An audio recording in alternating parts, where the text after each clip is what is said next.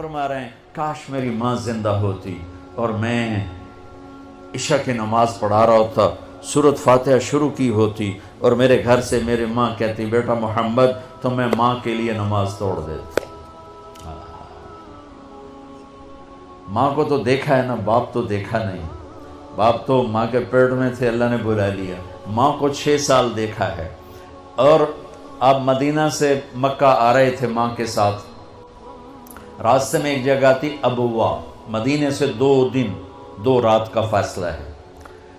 میرے نبی کی ماں کی عمر ہے 25 سال، اور کالے پہاڑ ہیں۔ میری زندگی سفروں میں گزری، جس سفر میں میں سب سے زیادہ تڑپا وہ میرے نبی کی والدہ کی قبر کی زیارت تھی۔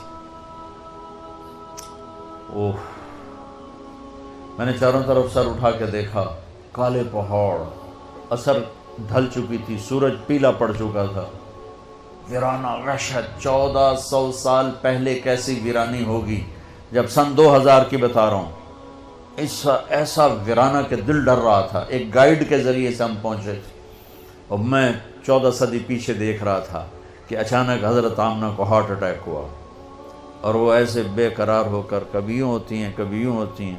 میرے نبی کی گھبراہٹ سے آوازیں نکل رہی، وہ ماں کو خوفناک آنکھوں سے دیکھ رہے ہیں، ڈری آنکھوں سے دیکھ رہے ہیں، ڈری آنکھوں سے، اور وہ ماں ماں پکارتے ہیں، آواز نہیں، بولا نہیں جا رہا۔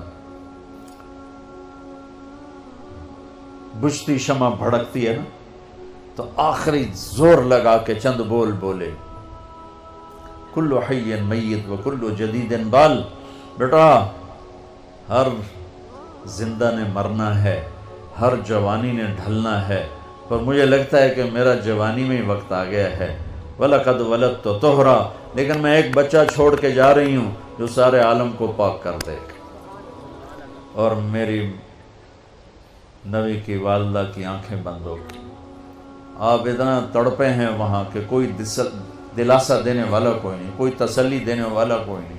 ایک نوکرانی تھی ام ایمن، اس سے کوئی تسلی نہیں مل رہی، اور آپ بے قرار ہو رہے ہیں۔ انہوں نے پتھر جوڑ کے آپ کی قبر بنائی، اور وہ پہاڑ ہے اتنا ہی اونچا ہے جتنا یہ ہے، اتنا ہی اونچا ہے، تو اس سے نیچے اترے ہیں، تو آپ نے ہاتھ چھڑایا اور دوڑ لگائی اور پھر اوپر چڑھ گئے۔ 6 سال کی عمر، 6 سال۔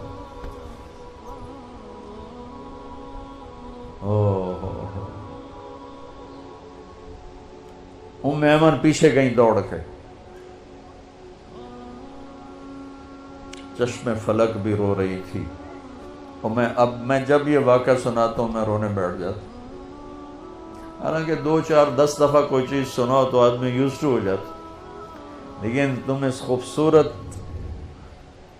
یونیورسٹی اور لان میں وہ درد نہیں محسوس کر سکتے جو میں نے وہاں جا کے درد محسوس کیا۔ میں جب یہ واقعہ سناتا ہوں میں پھر درد مند ہو جاتا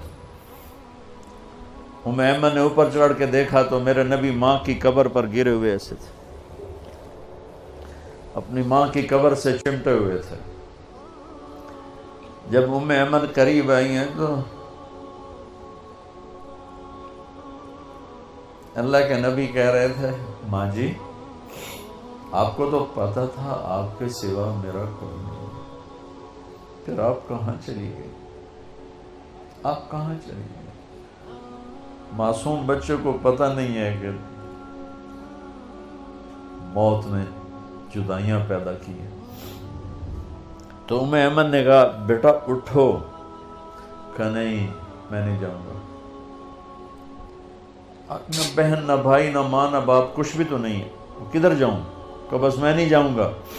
ایمن نے کھینچا زبردستی، اور چیختے بچے کو اٹھایا اور اونٹنی پہ بٹھایا، اور آگے 2 راتیں 2 دن اس معصوم بچے کا نہ آنسو بند ہوا ہے نہ ہائے بند ہوئی، سوائے 57 سال کے بعد آپ حج کے لیے نکلے۔ آپ کی عمر 63 سال تھی، آپ کے ساتھ اس وقت کو 40-50 ہزار کا مجمع تھا۔ جب آپ ابوا کے قریب سے گزرے تو اونٹنی کو موڑ لیا اور اندر پہاڑوں میں چلے گئے، پیچھے سارا۔ اتنے عظیم نبی جن کا نسب آدم علیہ السلام تک محفوظ ہو، ساڑھی چوتھی پیڑھی تو بات سانو پتہ ہی کوئی نہیں کون ہے. میں اپنے نبی کی 80 پیڑھیاں یاد کیے ہوئے ہیں کہ میں چاہتا ہوں میں اللہ کے نبی کا مراسی بن کے اٹھایا جاؤں. ہر بیان میں ذکر کرتا ہوں کہ ہمارے پنجاب کا کلچر ہے، لوکل زمیندار میری فیملی ہے، کہ ہمارے مراسی ہوتے ہیں جو 8-8 10-10 پشتوں تک کے نام یاد کر کے جھوٹی تعریفیں کر کے پیسے بھی لے جاتے ہیں، سال کے گندم میں لے جاتے ہیں اور بہت سے نفع اٹھاتے ہیں. میں نے اللہ کے نبی کی پیڑھی یاد کی کہ میں اس کی قبر پہ بھی جا کے سناتا ہوں اور ساری دنیا کو سناتے سناتے مر جاؤں گا کہ میں کہوں یا اللہ میری تقریروں کا تو مجھے پتہ نہیں کہ یہ قبول ہیں یا مردود ہیں، کہ اتنا مجمع سامنے ہو تو پتہ نہیں یا میرے اندر اپنی واہ واہ کی طلب ہے یا اللہ کی طلب ہے. لیکن اللہ کے رسول کا میں مراسی قبول ہو گیا تو پھر انشاءاللہ ہر بڑا سردار اپنے مراسی پہ ہاتھ رکھتا ہے. اگر میرے نبی نے میرے میراث پونے کو قبول کر لیا تو میرا کام بن جائے گا. اتنی بڑی ہستی جس کی پیڑھی آدم تک ہو اور وہ ماں کی قبر پر یوں بیٹھے ہوئے. اور پھر کہا کاش ماں ہوتی تو پھر میں کیا کرتا. میں مصلی پہ کھڑا ہوتا اور میری ماں کہتی محمد، تو میں کہتا جی، میں نماز توڑ دیتا.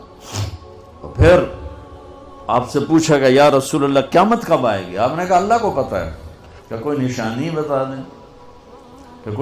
بتا دیں. تو یہ غور سے سنیں یہ ساری بچیاں. آپ نے فرمایا جب بیٹیاں بھی ماؤں کو ذلیل کریں گی تو قیامت آ جائے گی. بیٹوں کا نہیں کہا، کہ یعنی بیٹے تو کرتے ہی کرتے ہیں اور بیٹیاں پھر بھی خیال کرتی ہیں، لیکن جب بیٹیاں بھی ماؤں کو ذلیل کریں گی تو قیامت آ جائے گی.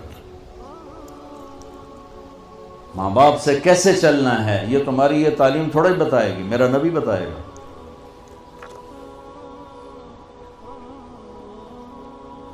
بہن بھائیوں کے ساتھ کیسے چلنا ہے یہ تعلیم تھوڑے بتائے گی، یہ تو میرا نبی بتائے گا. میرے نبی کے در سے یہ خزانہ ملتا ہے کہ آپ ایک اچھے انسان نظر آؤ. یہ خزانہ در